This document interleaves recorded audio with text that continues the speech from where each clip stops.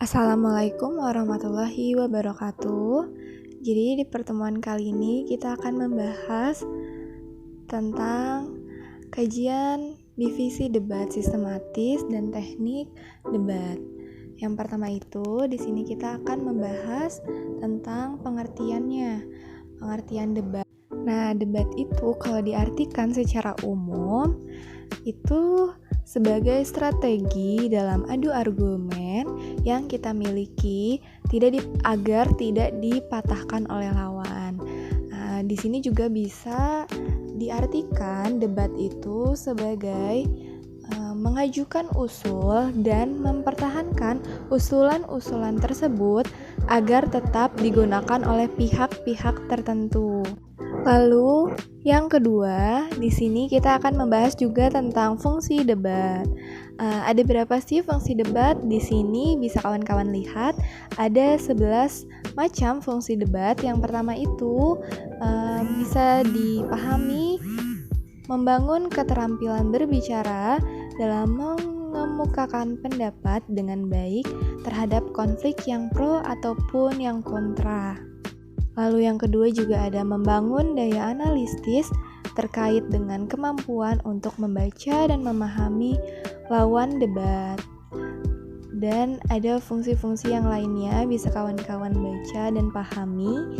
Lalu di sini juga ada tujuan debat.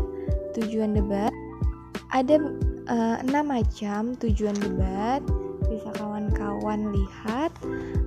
Yang pertama itu ada membangun sebuah kasus yang disertai dengan argumen sebagai pendukung.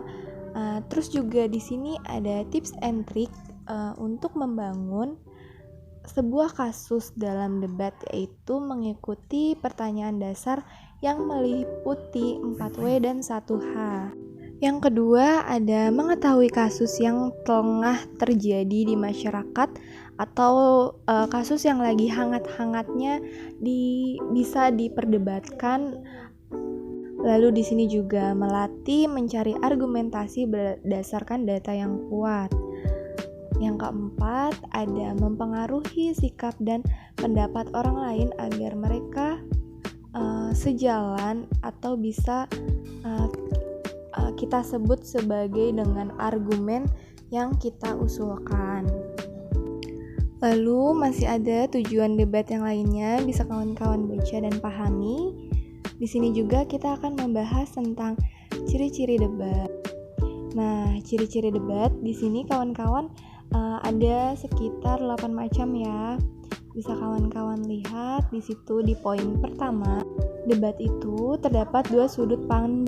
Nah, terdapat dua sudut pandang, yaitu sudut pandang dari pihak afirmatif dan sudut pandang pihak negatif. Kenapa dikatakan pihak afirmatif? Jadi apabila orang tersebut setuju dengan topik yang didebatkan, sementara pihak negatif adalah pihak yang tidak setuju topik debat itu sendiri. Dan masih banyak ciri-ciri debat bisa kawan-kawan pahami dan kawan-kawan baca. Yang kelima di sini juga ada tentang unsur-unsur debat. Nah, di sini ada 6 unsur perdebatan. Ada yang pertama itu adanya masalah atau topik yang diangkat. Yang kedua ada tim afirmatif. Ketiga ada tim negatif atau tim kontra. Yang keempat ada pihak netral. Kelima ada moderator. Dan yang terakhir ada penulis atau notulen. Di sini juga kita akan membahas tentang struktur debat. Apa aja sih?